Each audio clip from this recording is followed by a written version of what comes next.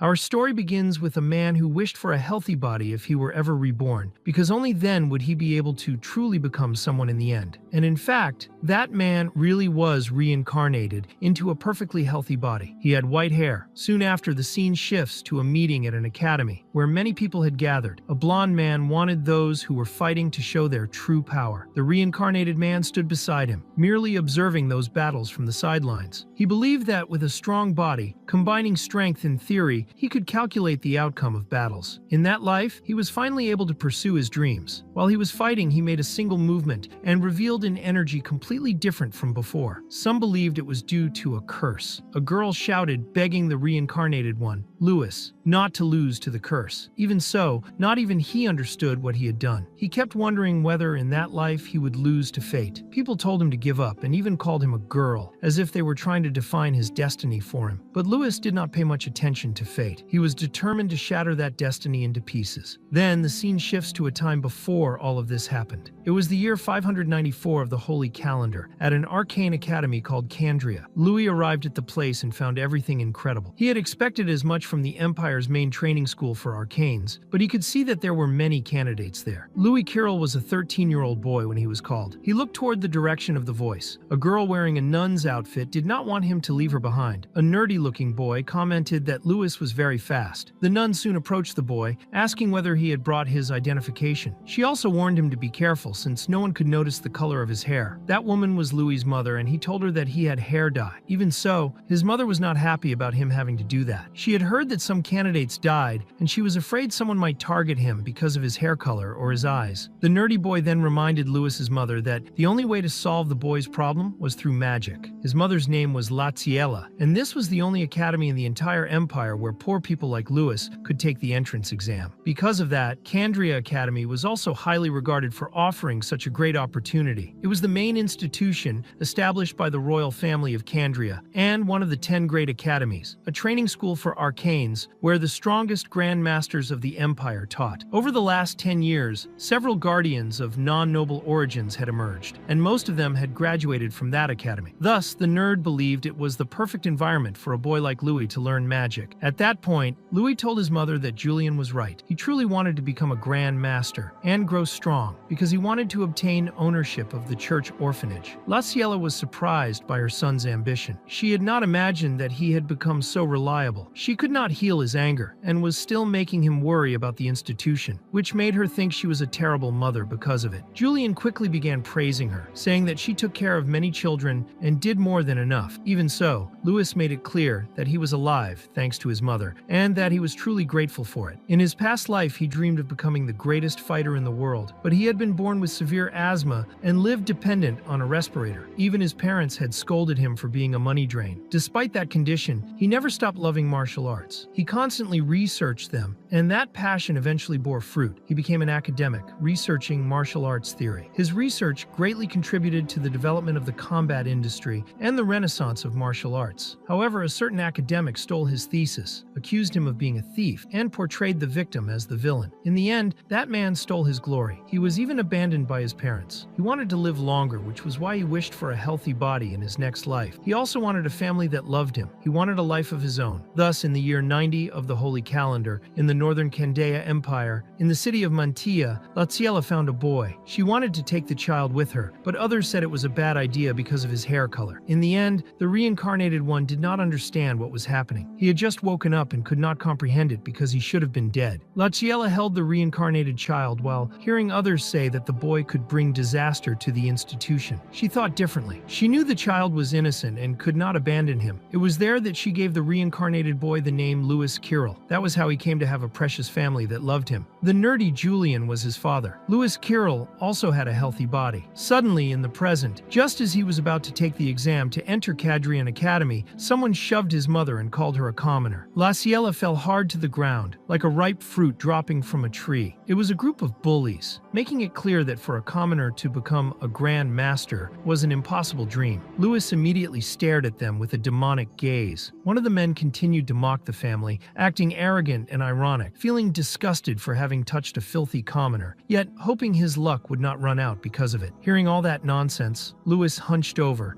like a a crouching beast, trembling with the rage he felt at that moment. But before he could do something foolish and ruin his day, his father grabbed his arm, making it clear that he should focus on the exam. Julian was not wrong. La Ciela reminded him that he had promised not to cause trouble at the academy, and that he should keep that promise. Louis then sighed and apologized to his mother. The men thought Julian was a killjoy, mocked Louis for needing luck for anything, and finally left. Soon after, Louis and his family heard people telling them to clear the way because Lord Kane was passing by. Some people were quite surprised to see a noble up close. Kane was one of those boys born with everything handed to him: blonde hair, blue eyes, and pockets full of money. He was so rich that he practically shone. He was the damned heir of the Aranca family. Louis merely pondered in his mind what he could do about nobles. La Ciela noticed that her son had a devilish expression on his face and immediately grew worried. However, Louis tried to reassure her, saying that everything was fine. He was also confident that he would pass the test, telling his mother that he would definitely become a Grand Master. His words caught Kane's attention. He promised his mother that he would also learn magic. The nobles looked at that family with disdain. In the end, Louis wanted to become the strongest in that life, and he also wanted to protect what was precious to him. La Ciela was worried about the boy's well-being. Julian tried to comfort her, but she was still anxious, because only 2 to 30 people passed each year, and that year there were 20,000 candidates. All she wanted was Louis' safety. Julian believed that Louis was more stubborn than anyone else. Once he set his mind on something, he would pursue it without caring about what others thought. Still, as his family, they had to support him. La Ciela did not disagree. Soon after, Louis arrived at the examination hall, where he saw a crowd of people much older than him. At that moment, there was a mage floating in the air. It was the 160th entrance exam of the Candria Arcane Academy. The man introduced himself as the chief supervisor of the academy's examination. His name was Aronian Smith, the director of the Candria Arcane Academy. Some people were surprised to see the Grandmaster Director Aronian in person. Louis grew thoughtful. In that world, there were martial arcanists, practitioners of arcane martial arts, and they were divided into 6 levels: apprentice, fighter, master, Grandmaster, Sage, and Grand Sage Master. The Grandmaster ranked 3rd from the top, in other words, a privileged class. Aronian then announced that the first test was to climb the stairs guarded by the Academy's veterans. The exam passes were placed behind the veterans. There were 1,000 passes in total, and only those who obtained 1 would proceed to the next test. Once all the passes were taken, the exam would end. After the announcement, Aronian declared that the test was starting at that very moment. Thus, a terrible frenzy began. Many candidates rushed toward the veterans, thinking it would be easy. However, one of the veterans simply smiled and began to release his power, welcoming the candidates and telling them that they were heading straight to hell. Suddenly, many candidates were affected. Several began to foam at the mouth, showing that it was far from easy. Many were disqualified all at once. Other candidates were terrified by the completely bizarre attack. That veteran was already known by some. It was a man named Sheath, the son of the Minister of Finance. Louis felt a killing intent coming from Sheath, which made the other candidates wary of Louis as well. The silver-haired boy walked past everyone, stating that it had not been an attack at all. He explained that Sheath had merely released his aura to intimidate the candidates, and that anyone who fainted from fear was nothing more than a weakling with no real will to win. Louis's eyes burned with fury. Sheath did not disagree with Louis, thinking that the boy was not so bad after all. Still, he made it clear that there were many talented people there, and there was no room for commoners. With that, Sheath made a point of showing his aura again to intimidate the poor candidates. Many began to feel sick, saying they could not breathe. Some even drooled. Louis felt nothing. He was not that pathetic. He merely observed the strange crowd. Louis wondered if that was all the killing intent Sheath had. To him, it was only enough to terrify ordinary people. Someone well-trained like Louis was completely different. He recalled the times he had fought various creatures and smiled, knowing that Sheath's failed trick would not work on him. Then he charged straight at the veteran, determined to show the nobles what true killing intent was. The boy's recklessness shocked everyone. Sheath was caught off guard as Louis's fist came dangerously close to him. Sheath could not hide that he was somewhat frightened. Murmurs spread through the crowd. It was not every day that they saw a 13-year-old boy withstand a veteran's killing intent and even threaten to punch him, all without using magic. Louis then told the veteran,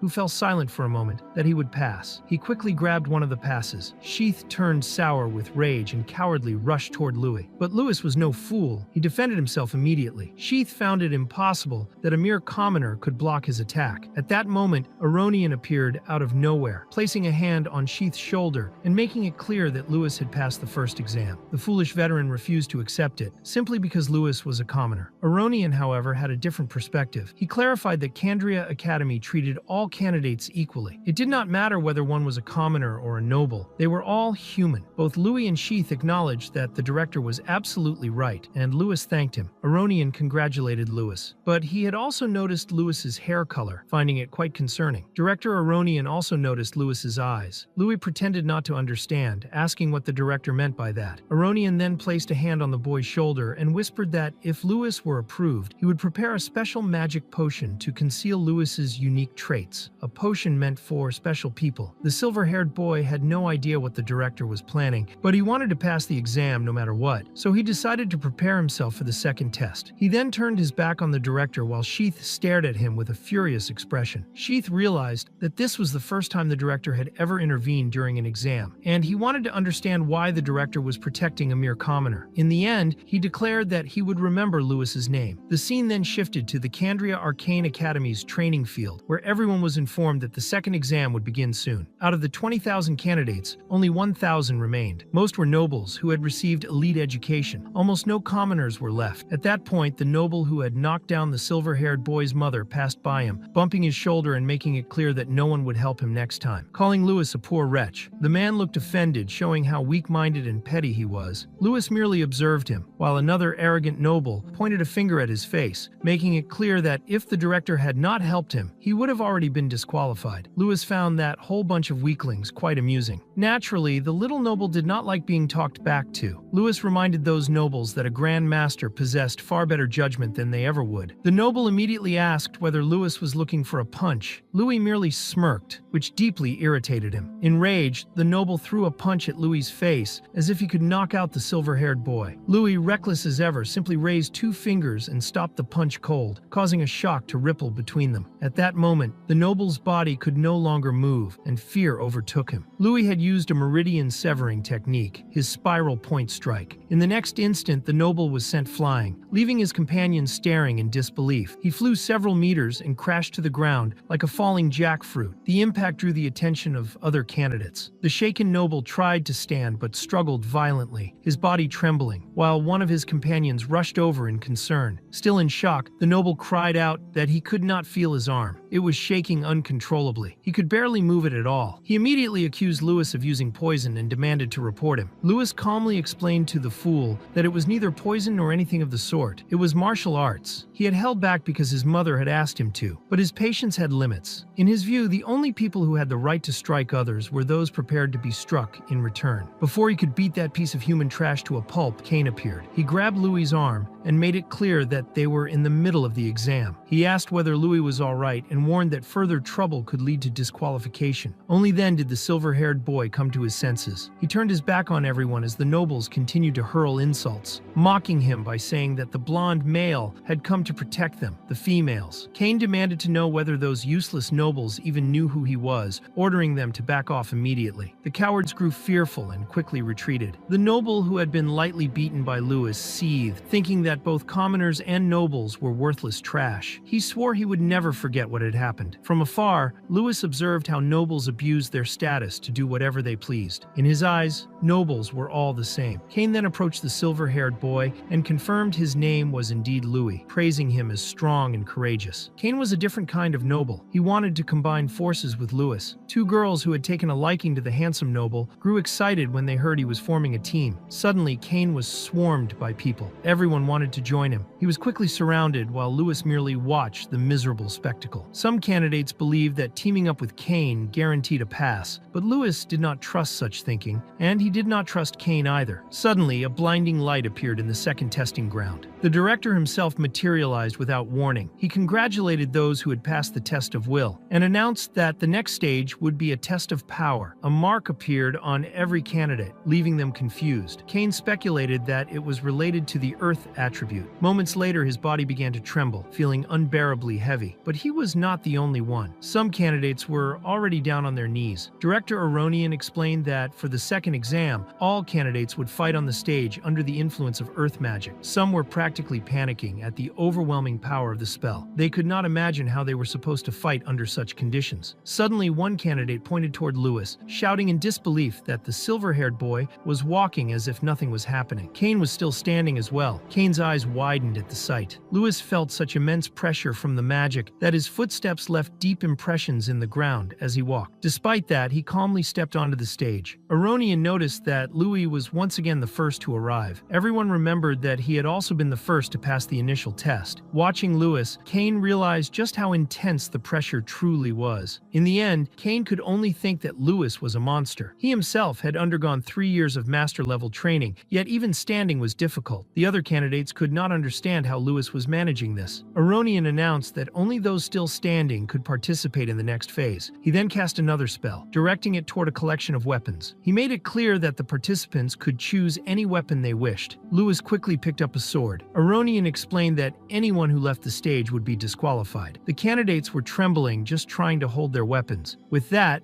Aronian declared the start of the second exam. He snapped his fingers and ordered the bound slimes to be released. Then he vanished as quickly as he had appeared. As for the slimes, the candidates had no idea what he meant. Lewis, being more perceptive, was already looking upward. He saw slimes falling from above. Suddenly, one of them slammed into the ground like a ripe fruit. Only then did the candidates understand what Aronian had meant. They were informed that blocking a slime's attack earned 1 point, dodging earned 2 points, and defeating one earned 5 points. In the end, their rankings would be based on total points, and only the top 100 would advance to the third test, shrinking their chances even further. Lewis pondered the fact that only 100 would pass as slimes began bouncing around like popcorn. At first, the candidates thought the slimes were dumb and easy prey. Confident, they rushed to attack, eager to earn 5 points. One candidate charged at a slime, but the creature was not so foolish. It lunged first, leaving the man terrified. The slime struck him so hard in the face that several of his teeth were knocked out. He was not the only one caught off guard. Those who had underestimated the slimes quickly realized their mistake. Seeing others get injured, the remaining candidates grew fearful. Then more slimes began to fall, throwing the entire group into panic. Candidates started dropping one by one. Meanwhile, the director's subordinates supervised the test and recorded each candidate's points. One supervisor informed Director Aronian that this year's exam included young masters from the Wise families, the Aranka and Durahan houses, making it possible to set a new record. Another supervisor noted that there were many candidates that year, including commoners, and mentioned the poor boy who had passed first in the initial test. Aronian replied that he found Lewis interesting and believed something fascinating might come from him. However,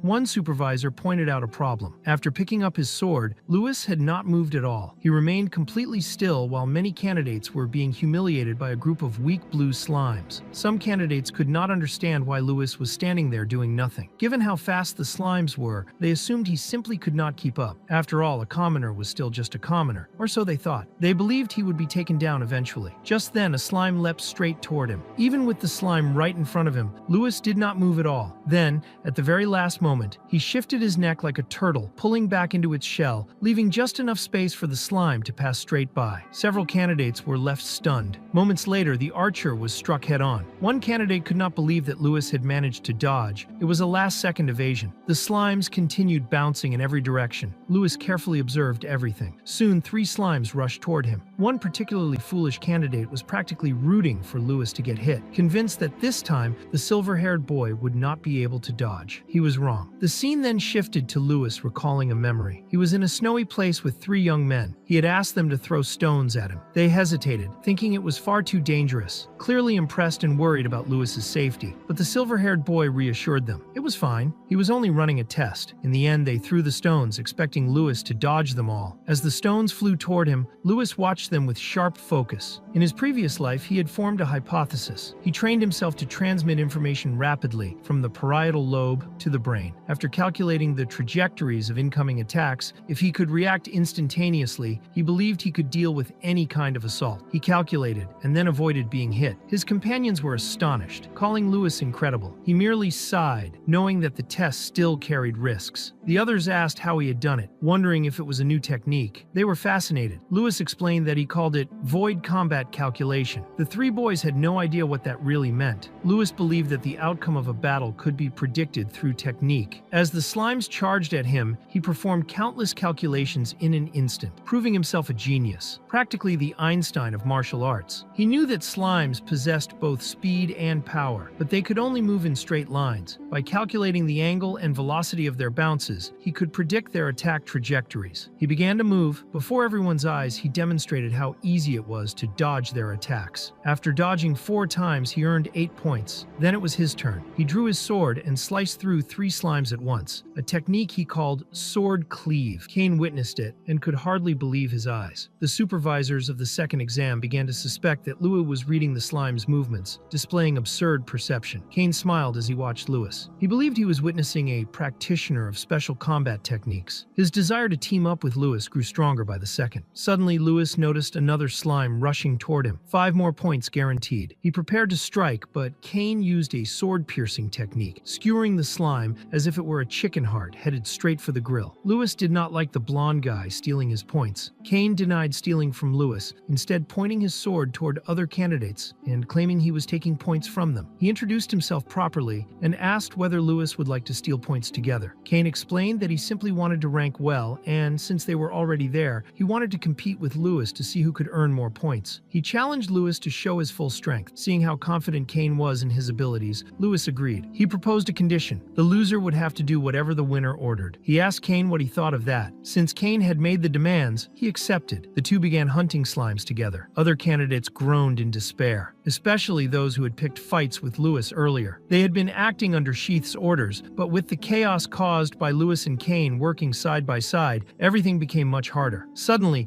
a slime slipped past them. They tried to intercept it as it headed toward both Louis and Cain. Louis reacted instantly and cut the slime in half, but he did not expect arrows to follow right after. He collided with Cain, who had no idea what was happening. The trash archer thought he had hit Louis, but the silver-haired boy wore a grin. At the very last second, Louis caught all 3 arrows with his bare hands. The lackey of Sheath stood frozen in shock. Catching arrows barehanded was an utterly abnormal reaction. Cain hurried to check if Louis was all right, furious that those cowards were fighting dirty. Louis brushed it off. It was nothing. The shameless archer grew angry at being called trash by Cain and activated his double arrow skill, firing again at Cain. Cain easily deflected the attacks, but 1 arrow slipped through and blood splattered. Louis injured his hand while protecting Cain, gripping the arrow with his own flesh. Cain panicked when he saw the condition of Louis's hand. Louis, however, was unfazed. He knew the true target had always been himself. One of the supervisors clearly noticed the malicious intent behind the attack and asked Director Aronian whether those candidates should be disqualified. Aronian refused. In his view, those boys were destined to lose anyway. There was no need to intervene. He ordered the supervisors to prepare healing potions, as they would deal with the consequences after the exam. Louis then asked Cain if he had ever heard of baseball. Taking his stance with the sword, Louis knocked one slime into another, sending it flying toward him. He grinned. He was enjoying himself. With a powerful swing, he struck the slime. The impact was enormous, and the creature let out a pitiful cry as it was launched straight toward the 3 archers, who were nothing but trash. The one who had drawn blood from Louis was hit with such force that he flew several meters through the air, exiting the field and being immediately disqualified. He crashed to the ground like a fallen fruit, clutching his chest where a massive bruise had formed. Cain saw it as a game, one that he found interesting. At that moment, Louis started running. The other archers, who were still standing, were worried about their little partner who had just been disqualified, but even so, they were furious about what Louis had caused. Then one of them realized that Louis had disappeared, only to be caught off guard. Louis had leapt into the air, kicking the slime like a soccer ball straight at one of the archers, smashing it right into his face. The archer went flying and was disqualified. In the end, only one of those stupid archers was left. Obviously, he was still holding his button. Louis appeared behind him and whispered in his ear that he was the last one, as if that human trash of an archer didn't already know. The little noble wanted the mere plebeian to step away from him, but Cain stuck out his foot and sent that damn brat tumbling out of the field. Cain even warned the idiot to be more careful next time. After that, he thanked Louis for what he had done earlier, but he really wanted to know if Louis's hand was okay. Louis confirmed it was. He also told Cain that he was a decent guy for a noble. After all, he was used to all nobles being terrible people. Cain thought he shouldn't be lumped in with the other nobles and asked whether Louis had ever heard of the great families, since he belonged to one of them, the Aranca family. The great families are clans that have produced many great masters and sages. Their influence is immensely powerful, rivaling even the royal family.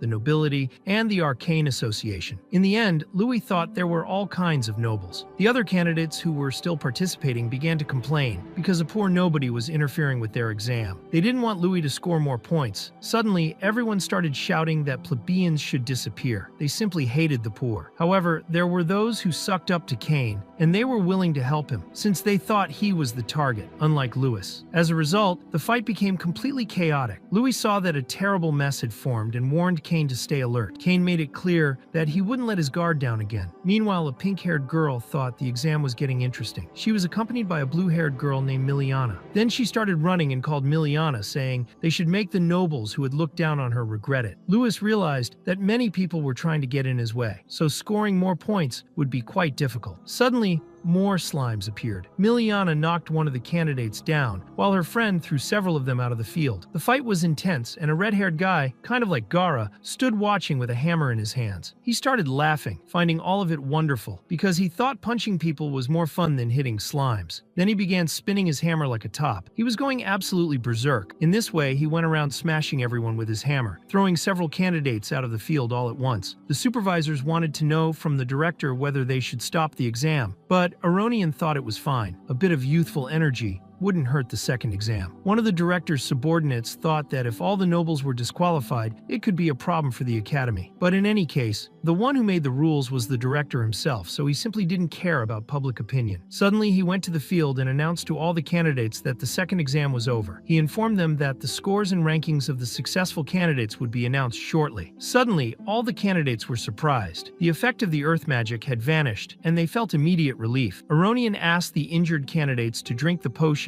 they were offering, as it would restore their health. Louis drank the potion and was quite surprised at how a magic potion worked. After all, he was poor and didn't even have 3 silver coins to try one. It was a very expensive item for him. Cain asked what was wrong and also made it clear to Louis that if he won, he wouldn't keep bothering him. Quickly, Aronian revealed the rankings of the second exam candidates. Some nobles found it funny because they didn't see Louis's name on the list. The plebeian was really annoying those fussy nobles. Then the director of Candria Academy revealed that the top 5 candidates this time had surpassed previous records. 5th place went to Miliana Royce. 4th place went to Cain Aranka. 3rd place went to Fedurahan, Miliana's friend. But Cain was deaf. He didn't hear his name being called and began to believe he had been disqualified because of those little shits. Then Aronian announced that 2nd place went to Louis Kirill himself with 887 points. Cain was quite shocked by that result. He immediately started pestering Louis after hearing it, also remembering that Louis had won their bet. He wanted to know what Louis would order him to do. However, the silver-haired guy said he would tell him after the exam. The glorious 1st place went to Neil Gunn, the firehead. The guy had scored 888 points, literally 1 point more than Louis. He thought there was an interesting bunch there and hoped he wouldn't be disappointed. The other candidates were surprised because Neil was huge. He really was a very strong guy. Miliana then called out to Faye, noticing her friend was trembling. Faye admitted she would love to have a battle against Louis. Finally, the scene shifts to Sheath, who was quite disappointed because the guys who had been following his orders had lost to the plebeian, which made him very angry. He pointed at everyone, declaring that they were a disgrace to the nobility, and then began lecturing them. After that, the scene shifts to the subordinate speaking to her boss, saying that plebeians taking 1st and 2nd place was something unprecedented since the founding of the academy. And there was more. Neil and Louis were boys who had come from an orphanage. Aronian quickly made it clear to her that the Arcane Association ran orphanages, because true strength had no social status. Soon he declared that everyone who had passed the second exam should proceed to the next location. Seeing how close Louis had come to 1st place, Cain began to wonder who was stronger between Louis and Neil, something Louis himself still didn't know the answer to. Then the scene shifts to the 3rd training ground of the Candria Arcane Academy. The 3rd exam was the final one, a survival test, a battle royale of emblems. Emblems would be distributed to all participants, and the veterans would use magic to teleport the participants to somewhere within the forest. It was completely random. Everyone's objective was to collect as many emblems as possible. Any method was allowed. Candidates who lost their emblem would be immediately disqualified. Only the top 10, based on the final emblem count, would be admitted. Cain soon warned Louis that, for a while, they would act separately. He believed both of them would be targets, so he asked Louis to be careful. In the end, Louis would do his best to survive. Louis thought that, in any case, announcing him as second place had been meant to create exactly that kind of situation. The academy director wanted everyone to demonstrate their abilities to the fullest and survive until the end. As he walked through the forest, Louis reflected that admission was only one step away, so he didn't care. He wanted to win no matter what. Suddenly, one of the candidates appeared with an axe in hand, already looking for Louis, clearly furious because Louis was humiliating the nobles, when in truth he was just giving them payback. As the director himself had said, strength had no social status. To make matters worse, the big guy with the axe wasn't the only one after Louis. Two more had appeared. They thought everything was far too easy since Cain wasn't there to protect Louis, as if Louis really needed that noble. In the end, there was also an archer up in a tree. Louis thought the teleportation team must have leaked his location. The situation had turned sour. The axe-wielding guy no longer wanted to talk and charged at him with everything he had. He tore a chunk out of the ground but failed to hit Louis as the silver-haired boy dodged easily. The spearman declared that Louis wouldn't escape so easily. Louis made a huge leap, managing to defend himself against those attacks, but he was caught off guard. Some kind of energy tried to strike him from above. He shattered it with his sword, having no idea what it even was. The axe-wielder promised that Louis would lose his life right there. At that moment, Louis managed to evade the attacks of several men at once, until he saw that same attack coming at him again. He blocked it with his sword, while a spearman tried to strike him. The spearman warned that wind arrows were heading toward Louis, but seeing how Louis handled things, he realized Louis was a plebeian who didn't know how to use magic. Louis kept dodging, which made the man furious. Louis wasn't liking it at all. He couldn't calculate magical trajectories like that, so he came to the conclusion that he should use a counterattack called Sen no Sen, striking before they attacked him. Basically, Louis would use the enemy's power against themselves. At that moment, the candidates were ready to attack Louis all at once. Louis thought there couldn't be a more perfect moment. The axe-wielder thought he had finally caught him, but Louis dodged easily and quickly forced the big guy to drop his axe. The axe ended up striking another candidate straight in the eye. Without wasting time, Louis dodged a spearman's attack, but at that same moment, the archer fired an arrow. Louis pulled the spear out of the man's hands, and at that moment, the spearman was hit by the arrow. Louis then grabbed the spear, looked toward the archer, and struck him with everything he had. In this way, he swept through all his opponents there, taking all of their emblems. One of the men became furious, saying that Louis should be hit with full power magic. Cain found it amusing, because there was no chance those guys could do that anymore. He was holding a crossbow. Suddenly, a man fell from a tree. Cain revealed himself on top of the tree, showing that he had knocked the opponent down with the crossbow. It was truly a shame. Those guys couldn't do anything anymore. They didn't understand why Cain was there, since some people had been keeping him occupied. Cain then revealed that he had made their comrades confess the entire plan, making it clear that he would never be fooled by idiots. Their mistake had been underestimating his family. The man became extremely enraged. He was so angry that if he strained any harder, he might actually crap himself. Cain thought the man was making too much noise and threw the crossbow at his face. Then he climbed down from the tree. Louis saw that Cain was fine. Cain explained that those were low-level nobles. They had only learned magic and nothing beyond that. They weren't big fish. Then he handed Louis one of the emblems the crossbow guy had been carrying. Cain also acknowledged that if things stayed like that, Louis wouldn't have any peace. So he offered his help. Louis refused. He wanted to collect his emblems on his own. At that moment, Faye appeared, clapping her hands because she found the whole performance truly impressive. She was very direct, revealing that Louis was the guy she had been looking for. She wanted to fight him. Cain knew who she was and explained to Louis that she was the daughter of a Grand Master. Louis asked if she was Cain's friend and whether he had already fought her. Cain looked a bit awkward, clarifying that Faye,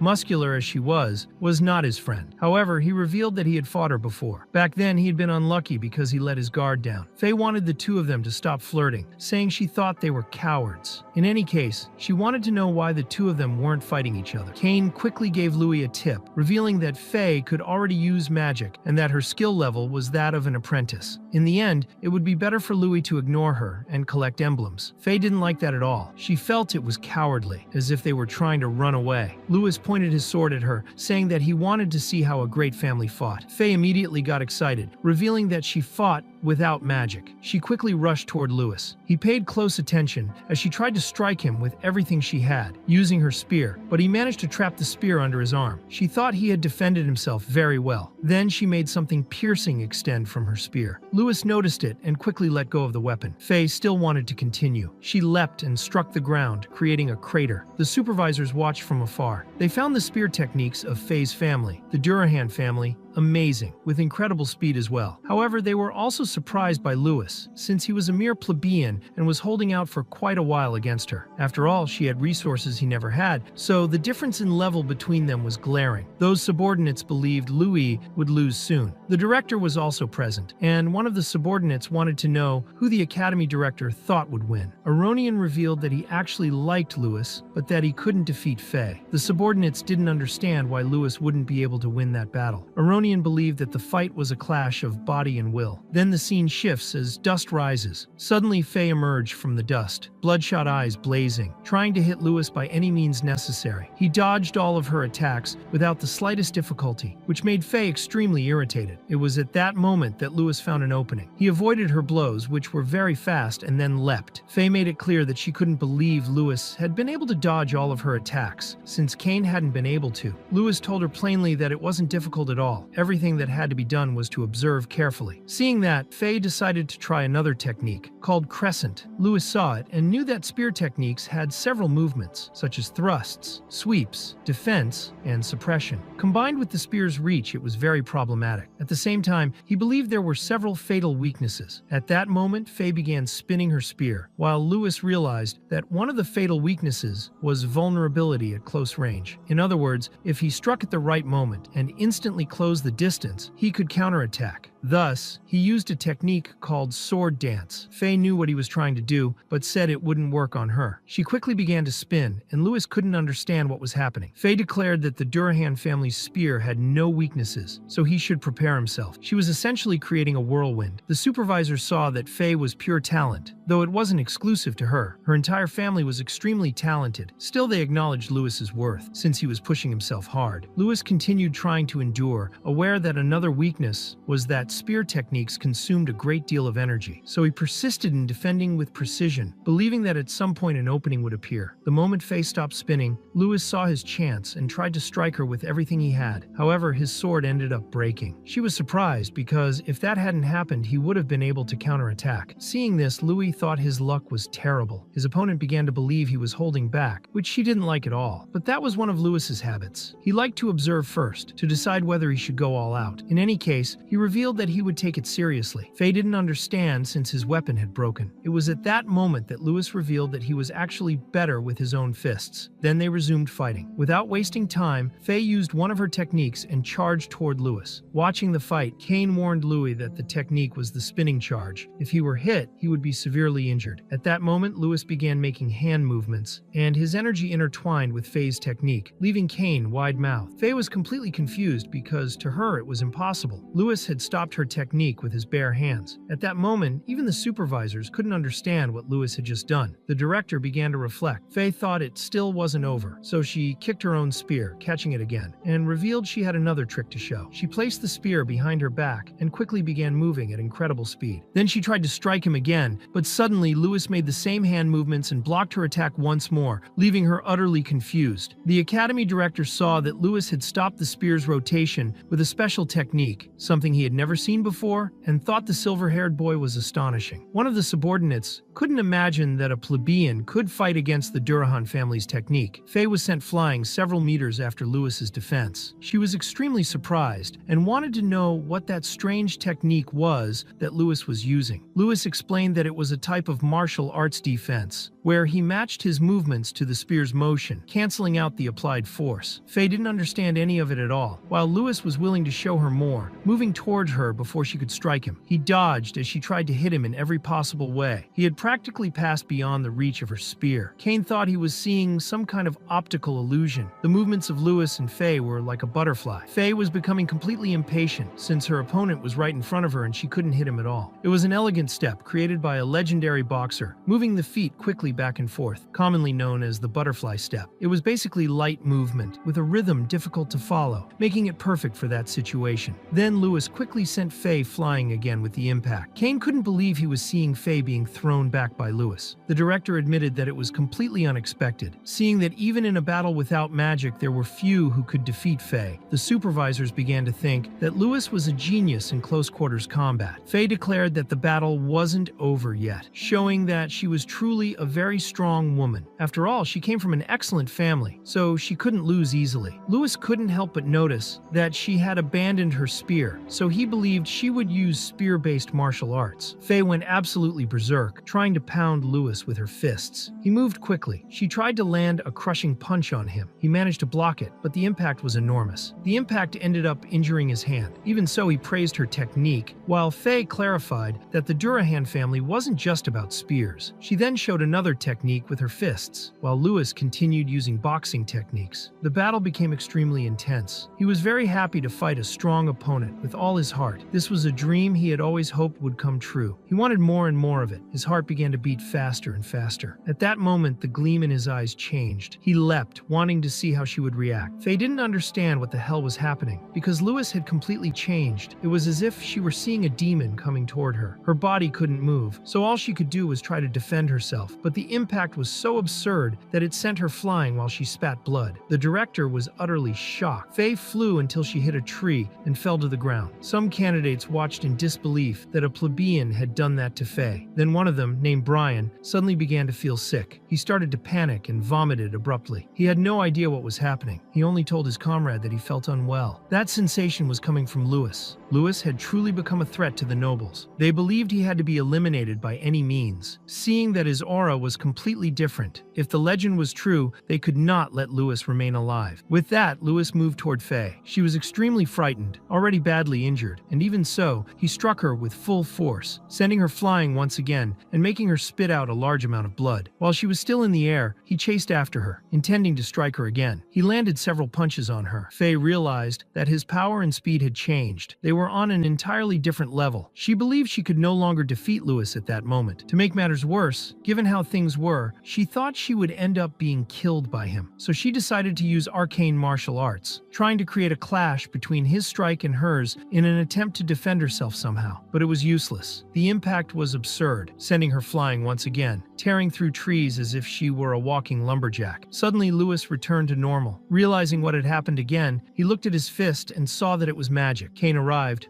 wanting to know if Lewis was all right. Lewis was fine, but he wanted to know about Faye. Then Sheath appeared, declaring that Lewis had lost his emblem and was therefore disqualified. At that moment, Louis saw his emblem drifting away. The veteran declared that Louis had to leave immediately, but Kane stepped in to defend him, making it clear that everything had been an accident. Sheath could not believe that Kane was planning to help a commoner. He went up to Lewis and told him to leave at once since he was disrupting the exam, calling Lewis trash that needed to be discarded. However, Faye shouted, asking everyone to wait a moment, drawing everyone's attention. Lewis was surprised that Faye was not in pieces. She could still walk. Sheath wanted to know if she was trying to protect Lewis, warning that she could be disqualified for breaking the rules. But Faye, covered in injuries, did not want to listen to a lunatic talking nonsense, so she told him to shut up. She knew that Louis's emblem had burned, and she apologized to Louis, explaining that she had accidentally used magic. Kane could not believe he was witnessing Faye apologize. However, Louis disagreed, saying that he had entered a rage mode. Faye thought it was fine anyway. Since he had made her use magic, he had effectively won. She hoped they could have another match when they were enrolled at Candria Academy. The veteran thought it would be impossible for them to enroll, stating that he had 4 emblems. At that moment, Faye took her emblem and handed it to Louis as a reward for defeating her. Louis now had 14 emblems, wrapped in a cloth. Faye then informed the veteran that Louis's emblem had burned after he knocked her down, so it should count as a valid record. Sheath grew furious at her words. Suddenly, Faye, who was a bit crazy, smacked Kane on the shoulder a few times, calling him handsome. He had no idea what was going on. Faye then turned her back on them, stating that she would not accept weak people passing while those who deserved it were left behind. She kicked her spear, sending it flying into the air and caught it mid-air, making it clear that only 10 people could pass in total. She then asked what would happen to Louis if the 10th place holder had 14 emblems or more. Kane thought it was a coincidence because he had been thinking the same thing. He did not expect Faye to think about anything other than fighting. Faye got angry, realizing he was calling her stupid, so both of them left to collect more emblems. Louis watched them with a smile. Suddenly, the supervisor appeared beside Louis and Sheath, informing Louis that he had lost his emblem and was therefore disqualified, and that he would be escorted out by the silver-haired man. Louis simply accepted that fact. But Sheath made it clear that things were not over. His colleague Brian said that if Faye defeated other candidates, Louis would end up passing. Still, Sheath never wanted to see Louis's face again. He began to wonder whether it would really be so strange if a candidate died in an accident during the exam. Brian liked what Sheath was saying, hoping that Sheath would not be weak like the others. Brian kept thinking about the strange feeling he had felt earlier about Lewis and wondered about his true identity. Soon after, Lewis left with the supervisor. He knew that martial arts were certainly strong, but on their own they did not compare to magic. He thought that if he could learn at that school how to fuse magic and martial arts, he could become very strong. As he walked, he disliked the fact that his clothes were ruined. At that moment, a hooded man passed by him. Lewis did not know how he could explain this to his mother. If he told her the truth, she would worry and ask many questions. Suddenly, the man tried to attack him from behind, but Lewis was alert. He kicked the mysterious man's weapon away, sending him flying several meters. The hooded man wanted to know how Lewis had noticed. Lewis explained that the smell of blood is not something that can be hidden. The hooded man, who had companions, thought Lewis was far too calm for someone who was about to lose his life. Lewis realized those men were skilled, so he would have to give it everything he had, especially one man he noticed hiding behind the trees. He believed that one was particularly dangerous. The hooded man drew Louis's attention back to him, declaring that Louis's head would roll. Lewis dodged all of the hooded man's attacks, found an opening, and quickly slammed him to the ground. But the man was no pushover. He tried to attack again as he was getting back up, and Louis managed to dodge once more. The hooded man regained his stance and realized that Lewis had superhuman perception and advanced combat techniques, just as the intelligence had said. Lewis was confused by what the man meant. The hooded man admitted that Louis's hand-to-hand combat could rival that of an apprentice, but he wanted to see how Lewis would handle magic. At that moment, other hooded figures appeared and began firing spells in his direction. Lewis managed to get rid of those arrows, which pierced through trees and left huge holes behind. He grew irritated when he realized they were wind arrows again, so he decided to use breathing techniques, channeling the chi within his body to increase his physical strength. He unleashed even more of his body's latent abilities, explosively boosting his power and speed. Focusing on that, he swiftly charged toward those men. The hooded figures kept firing at him. To them, Lewis was struggling in a completely pointless way, but Lewis calmly dodged every shot. That was when the crossbowmen realized just how fast he was. Suddenly, he vanished from their field of vision. He had leapt, grabbing one of their crossbows. In an instant, he kicked one of them away. The others who still had their crossbows began firing again, and the hooded leader ordered them to stop Lewis. Suddenly, another hooded man appeared, attempting to kick Louis from above. Lewis managed to block the attack, though he felt a massive impact on his arm. He was surprised by that man, realizing he was very strong. Like the others, he was hooded, but he was much taller and far more muscular. Lewis kept dodging the incoming shots until, at some point, he grew exhausted and fell to the ground. The crossbowmen trembled from the strain, relieved that the silver-haired boy had finally fallen. They were tired from firing so much. One of them began to suspect that Lewis was no mere commoner, since he was far more troublesome than an ordinary apprentice. Suddenly, Lewis noticed their movements. He sprang up with incredible speed, seized that man's crossbow, lowered it, and struck him straight in the neck. With just his fingers, he nearly shattered one of the man's vertebrae, making him bleed profusely. Holding the opponent's body, he fired at the other hooded figures. But the big man managed to block the attack as if it were nothing. He had not believed that Lewis was playing dead. Lewis was weakened, but still capable of fighting. The big man clapped, remarking how impressive it was for someone so young. After all, Lewis was only 13 years old. Lewis noticed that despite his subordinates being dead, the man did not care at all. He treated them like trash. With that, Lewis charged straight at him. The man dodged easily, just as Lewis himself did. He said that Lewis was a very clever kid, and if not for the orders he had received from a certain person, he would have liked to take Lewis as his disciple. He then used a kind of weapon, a dark hammer, as if it were conjured, and struck Louis, sending him flying high into the air. The man was extremely fast, however, and managed to keep up with Louis, positioning himself right in front of him. The big man said that Louis possessed abilities that could surpass those of an apprentice, but against a higher-ranked fighter, Louis did not even come close. He struck the silver-haired boy again, slamming him hard into the ground. The impact was tremendous, yet the fighter did not give up. When the dust finally settled, he saw that Louis was still alive, but his bones were completely damaged. Louis made it clear to his opponent that he would not die there. His opponent replied coldly that Lewis's life would end there no matter what, guaranteeing that not even a god could save him. At that moment, he began preparing a magical attack, making Lewis's eyes widen. He was using an arcane martial technique called the Celestial Hammer, but Louis refused to die there. He wanted to master magic and protect his precious family. He wanted to change his destiny, no matter the price he had to pay. Once again, rage mode emerged. Louis was desperate to survive. A massive energy burst from his fist, blocking his opponent's attack. The big man could not understand what the hell had just happened. Suddenly, a gigantic explosion erupted. Louis coughed heavily. The fighter found it strange. He felt as if he were fighting someone of the same rank as himself. The power Louis had just displayed made him fully understand why he had received the order to kill him. He concluded that Louis was a monster and had to die before it was too late. Suddenly, someone shouted that things had gone too far, launching an enormous strike at Louis' opponent. The man tried to dodge, but the attack split into three and began chasing him. He grew terrified, trying to understand what it was. In the next instant, he was struck by multiple slashes at once, taking the full force of the technique. Louis himself had no idea what was happening. The one who had arrived was Director Aronian. He had stopped the fight. Louis could not understand why the director was there. Aronian saw that the boy had managed to suppress his rage, but for now, all Louis needed to do was drink the magical potion the director gave him. Aronian surveyed the area as Louis's opponent collapsed lifelessly to the ground. The director would not tolerate a criminal attacking a candidate of his academy. He demanded to know who had given the order. The hooded man declared that the director should not think he could protect that monster. Suddenly, the man went slightly mad, making it clear that this was only the beginning. Then he exploded out of nowhere, creating a gruesome bloodbath at the scene. Aronian did not understand at first, believing it to be the work of the Assassin's Guild. The fighter had erased his own existence to prevent information from being leaked. Aronian hoped he was wrong. Louis realized how incredible the potion was. It was an advanced healing potion. Even his fractured bones had been completely restored. He then believed that the director had not appeared by coincidence. He wanted to know why Aronian was always saving him. The director, however, was very straightforward with the boy, saying they would discuss it at Louis's house, catching him completely off guard. That was when Louis realized it was very late, and that his mother must be extremely worried. He immediately started running faster than Sonic, knowing things could get very bad for him if he didn't hurry. At that point, the director called Kylie, ordering him to take care of the cleanup. Meanwhile, still in the city of Mantua, some nobles were arguing with Louis's mother because she had repaired the grinding machine, something they found very strange. They also believed the woman had imposed that on them, and thought she assumed everything was fine just because she had the church's support. They grabbed the poor woman by the arm as she explained that she was actually just waiting for a child there. However, one of those human pieces of trash looked at her with a psychopathic stare, making it clear that she should not lie to them, claiming that she needed to be punished. Suddenly, Louis's foot slammed into that idiot's face, knocking out several of his teeth. The kick was perfect, sending the man crashing into his companion. La Ciela was overjoyed to see that Louis had finally come back home, but she was utterly shocked when she looked at her son. Louis asked if his mother was all right, but she paid no attention to his question. Instead, she demanded to know what had happened to him. His clothes were completely ruined, and there was dried blood on his body. At that moment, Louis said that everything was fine, explaining that his clothes had only been slightly damaged during the exams. Then the noble realized it was Louis again, declaring that he was always breaking the rules and wondering how Louis dared to fight a lord. He thought he should call the fighter George again and report the matter to his superior. But at that moment, the director arrived, making it clear that there had been a misunderstanding. He introduced himself as the director of Candria's Arcane Academy, stating his name. The worthless nobles immediately began to tremble when they saw that the director was flying, proof that he was a true grandmaster. Aronian told those human pieces of trash that he would be sending his regards to their lord. The two scoundrels quickly bowed before the academy director, making it clear they understood perfectly. The director then asked to confirm whether La Ciela was Louis's mother. He knew it was sudden, but there was something he wanted to discuss. La Ciela invited him into their house and asked him to sit for a while. Aronian noticed the strange mill the nobles had mentioned. The mill was moving automatically, without magic. Looking closely, the director thought he had seen it everywhere. Louis adjusted it, and soon after, La Ciela arrived with a tray of fruit, saying she had no idea how Louis had thought of that, but that it had made life much easier for her and Julian. Still, she wanted to know whether the boy had caused trouble during the exam. After all, the director was in their home. Director Aronian explained that Louis had done nothing wrong. On the contrary, he had shown results beyond his imagination, making it clear that he possessed a talent Aronian had only seen in the scriptures of Gaia. Back when humanity was under the tyrannical rule of monsters, a genius arose among mankind, guided by the goddess. He understood the essence of the elements and created martial arts. 5 years later, on a certain day,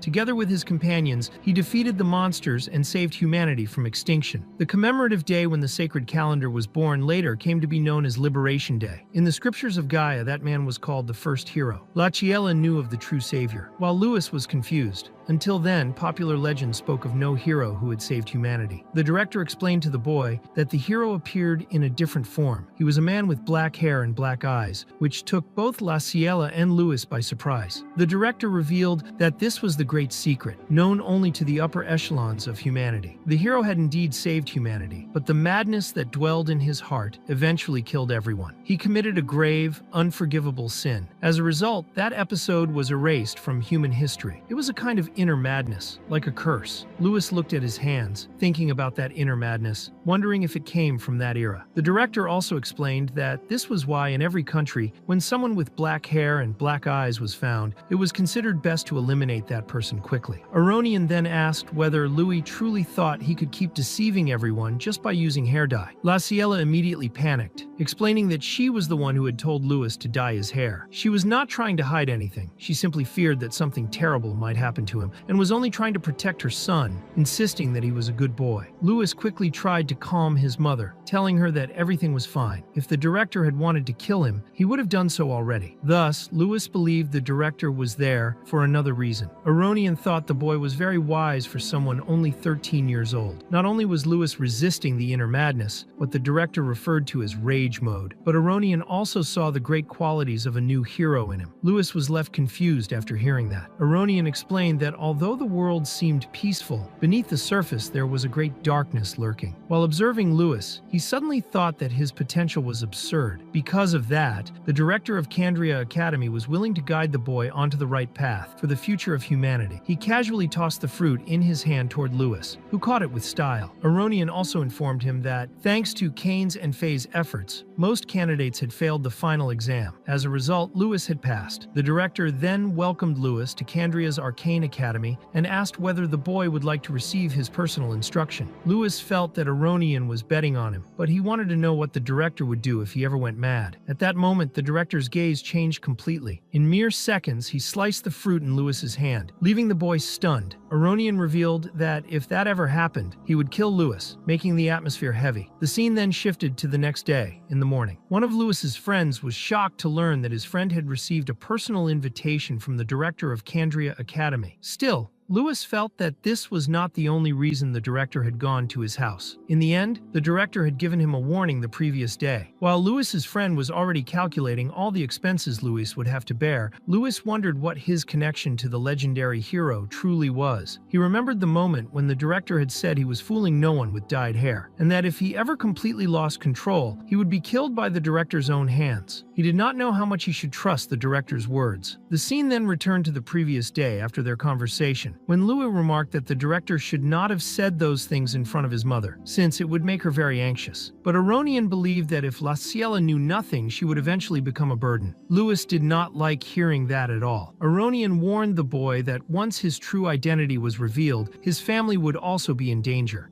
Since she was his mother, she should understand the situation to some extent. He then warned Louis that he needed to become stronger, because the real trials were only just beginning. In the end, Louis knew the director was right. He truly needed to grow stronger. Soon after, some children ran after Louis, calling him brother, and he hugged one of the little girls named Lana. Lana was worried and wanted to know if he would ever come back home someday, because she didn't want to say goodbye to him. Louis made it very clear to her that he would return during long breaks, since his true home was there, so they simply made a pinky promise, as he didn't want the little girl to worry. Shortly after, a young man informed Louis that a noble's butler was calling for him. Louis then went to the butler. At that moment, the elegant butler confirmed Louis' name, informing him that he was the butler of the Aranca family, and that he was there to invite Louis to visit the Aranca mansion. It was an invitation from Kane. Louis thought Kane probably wanted to strengthen their friendship before classes began, so he accepted without any problem. The butler asked him to get into the carriage. Then the scene shifts to the Candria Empire in Harzan, where the butler told Louis that the Aranca family was incredible, even making the city of Harzan prosper simply by being nearby. When Louis saw the gigantic mansion, he was quite surprised. Soon Kane appeared to greet Louis, reminding him that they had become classmates. Louis commented that he had heard Kane caused a huge commotion during the final exam. Louis was also aware that he had passed only because of Kane and Faye, so he was willing to let the bet they had made slide. Kane, however, thought that was a matter for another time, stating that Louis had the ability to pass anyway, especially since he had Faye's seal of approval. The fact was that Louis had credibility with the best students, and even with the director. Kane still hadn't had the opportunity to fight his classmate. They hadn't fought during the exam, so he wanted Lewis to be his opponent before classes began. In any case, Cain believed Lewis was curious to learn more about Candrier Academy. They entered the mansion, and soon a woman who looked quite cranky wanted to know what all the commotion was about and who the person beside Cain was. The unpleasant woman was Cain's mother. Cain explained that Louis was his friend, but she barely let her son speak, shouting and ordering him to be silent immediately. Cain was caught off guard by his mother's reaction, as she reminded him that she had already spoken to him about choosing his friends very carefully, since the gates of the Aranca family were not open to just anyone. She also believed Louis was not worthy of being her son's friend, thinking that associating with Louis would be a waste of time. She warned that all Cain should do was train, as his father had said, so that he could become a sage. After scolding Cain, she asked Louis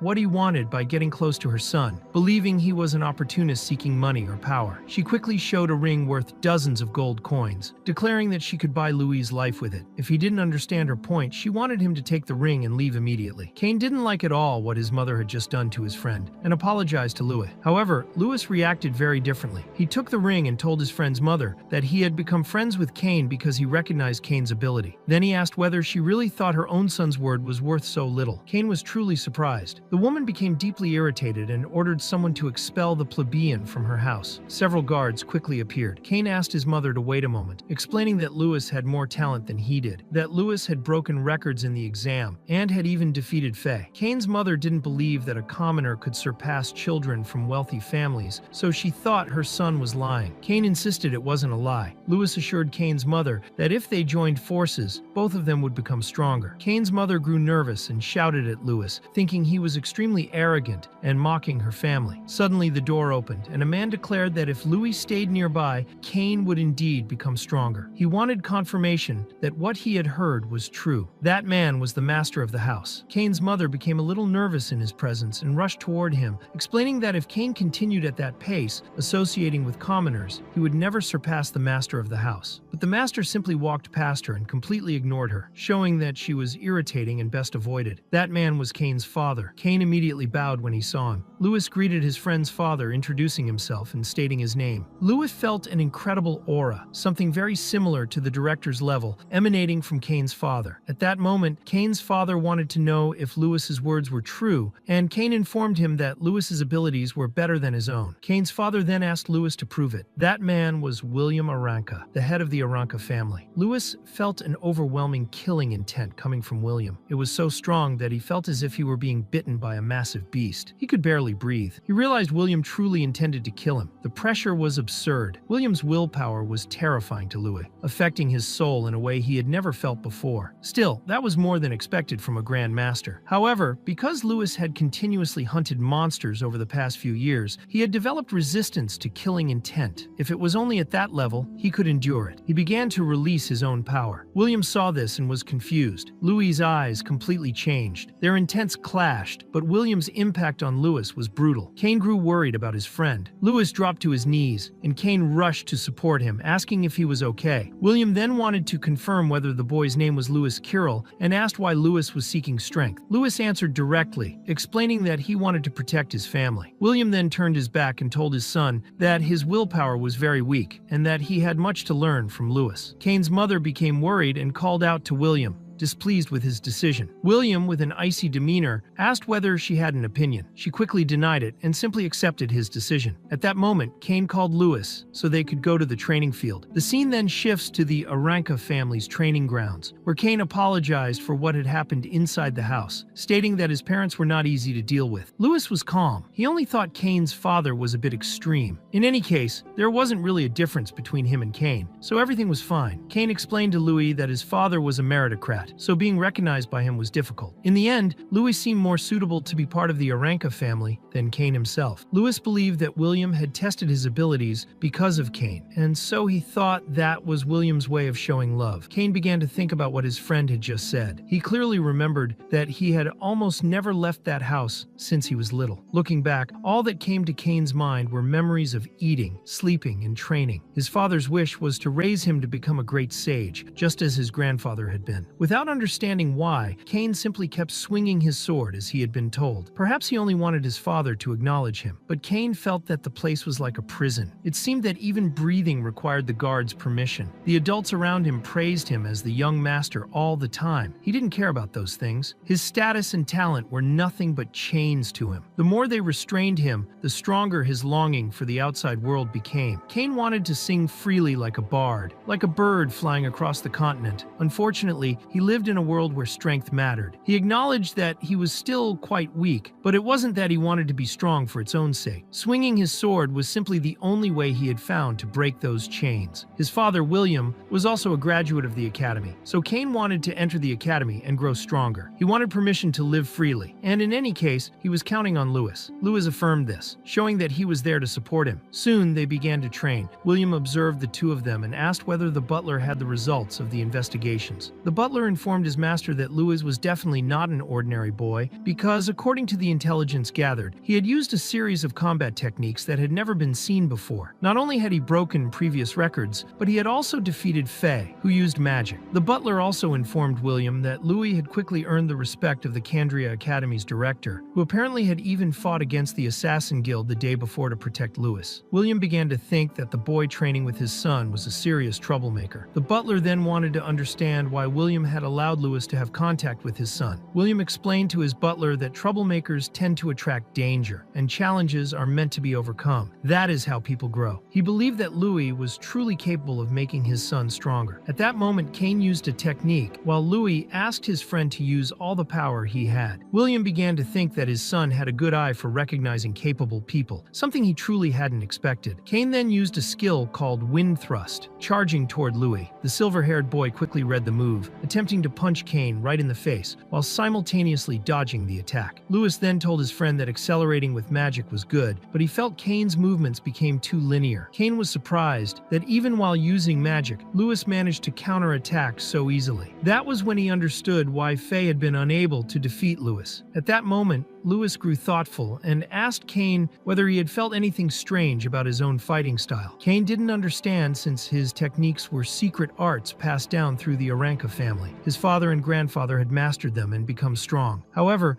Lewis was trying to tell his friend that there was another path. Cain was surprised that Louis was suggesting something different from what his father and grandfather had taught. Lewis then picked up a sword and asked whether Cain didn't want to surprise his father. At that moment, William was watching and soon realized that something was wrong as the two boys headed in his direction.